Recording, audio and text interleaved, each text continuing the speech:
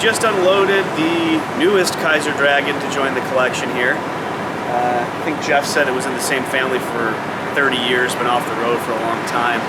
But also got the 1948 Cadillac chassis, which came from a restored car that someone's doing a resto mod on. And Jeff is just outside of frame here. Come say hi, Jeff. Hello. There's Jeff. So if everything goes well today, which is, we call it a good day, I guess. 9 cars moving today. Yeah, pretty good. So Jeff has been working on getting the Meteor CR-90 brakes undone here. Nothing so far. Cool. I'm going to give an overview of the other 2 cars. Okay. All right. Well, since this is going well, I'll leave Jeff to his own devices. Mike will never come back to Tampa. I'm already planning my next trip. So the Dragon proved to be a bit challenging. 3 of the 4 wheels, tires rather, didn't want to hold air, and it got a little wobbly on its trip. So, but it's in really great shape. I can really see why Jeff likes these.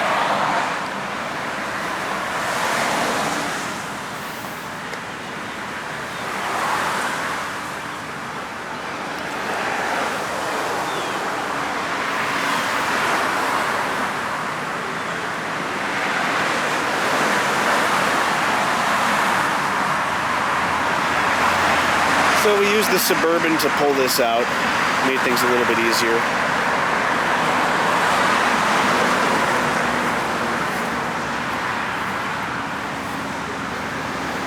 And 4 cars are going to be leaving the house here today and heading out to Colorado for Steve.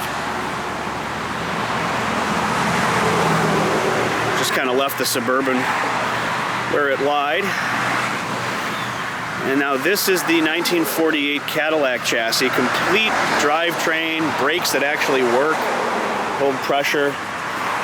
This came from a 48 Cadillac that's being resto modded. They had no need for the chassis, the motor, anything. So this is the perfect donor for the WOW Cadillac, which I think is also on a 48 Cadillac, maybe 49, I'm not remembering. But chassis is in great shape. I believe it was running and driving. Get the chassis cleaned up, painted, maybe powder coated. And it'll make for a great donor. This thing will probably fire right up if we played with it a little bit. But it'll make restoring that car a whole heck of a lot easier. Everything looks pretty good. We're not sure if the Snake came along for the ride.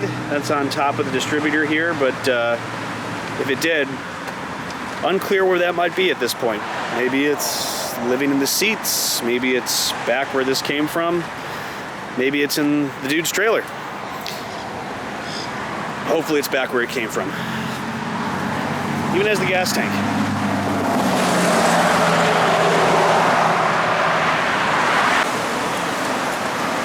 So this is all going according to plan, huh? Yeah, well, that's it. Nice. Just another, just came up, yeah, came up on some time. First time it's off in 6 years.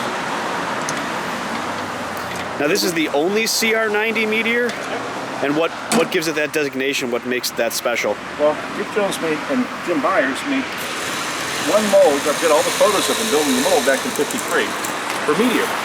Now when Jim Byers and Dick Jones separated, they did it amicably. Dick was moving from Compton, California to Colorado. The molds and the Meteor came with